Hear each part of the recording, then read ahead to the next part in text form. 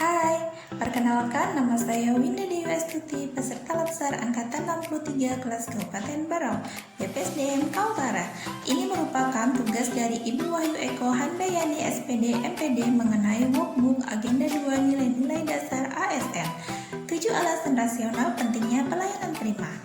Sebagai aspek penting penentu keberhasilan, meningkatkan kepercayaan masyarakat, memperbaiki citra ASN di masyarakat, memberikan kepuasan pelanggan melebihi yang diharapkan, meningkatkan jumlah penggunaan layanan barang dan jasa, terhindar dari keluhan pelanggan yang dapat merugikan perusahaan, menumbuhkan rasa bangga dan loyalitas pelanggan. Hal-hal fundamental dalam pelayanan prima. Pelayanan publik merupakan hak warga negara sebagai amanat konstitusi. Pelayanan publik diselenggarakan dengan pajak yang dibayar oleh warga negara. Pelayanan publik diselenggarakan dengan tujuan untuk mencapai hal-hal yang strategi bagi kemajuan bangsa di masa yang akan datang. Pelayanan publik memiliki fungsi tidak hanya memenuhi kebutuhan-kebutuhan dasar warga negara sebagai manusia, akan tetapi juga memberikan perlindungan bagi warga negara. Berikan pendapat Anda terkait konsep responsibilitas dan akuntabilitas. Responsibilitas dan akuntabilitas memiliki arti yang berbeda.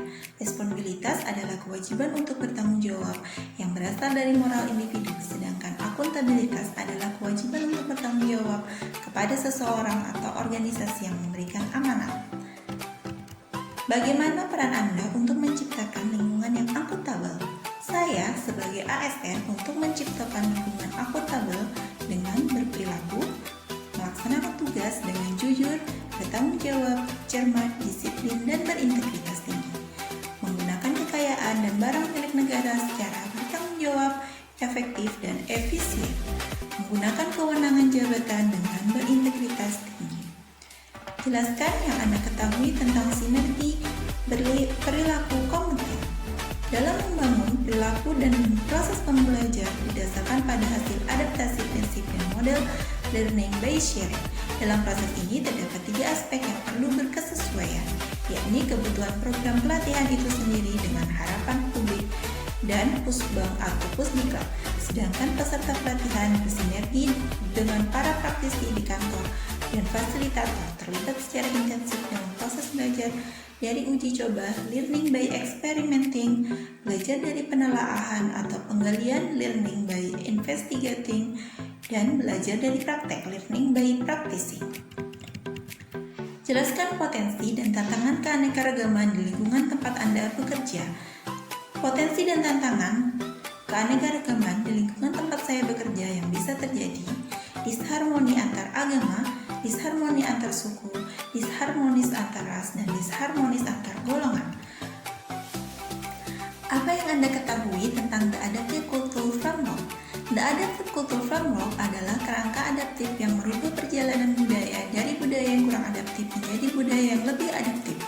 Ada 9 elemen budaya adaptif: purpose, culture, vision, corporate values, corporate strategy, structure, problem solving, partnership working, dan rules. Jelaskan secara singkat berpikir kritis dan kreatif. Kecenderungan berpikir kritis adalah kecenderungan memandang fenomena secara objektif, linear, dan tidak memberikan pilihan. Sementara kecenderungan berpikir kreatif adalah mencari kemungkinan lain yang sangat subjektif namun memperkaya khasanah yang sudah ada sebelumnya. Jelaskan bagaimana praktek adaptasi dalam penyelenggaraan tugas dan fungsi organisasi yang merespon perubahan. Dapat mengantisipasi dan beradaptasi dengan perubahan lingkungan, mendorong jiwa kewirausahaan, memanfaatkan peluang-peluang yang berubah-ubah, memperhatikan kepentingan-kepentingan yang diperlukan antara instansi mitra, masyarakat, dan sebagainya. Terkait dengan kinerja instansi, apa saja tantangan dalam praktek WOG? Perbedaan kapasitas SDM dan institusi yang terlibat WOG, nilai dan budaya organisasi, butuh kepemimpinan yang mampu mengakomodasi perubahan nilai dan budaya serta SDM yang ada. Baik teman-teman, itulah pembahasan workbook Agenda 2 mengenai nilai-nilai dasar ASN. Semoga bermanfaat. Sampai jumpa. Terima kasih.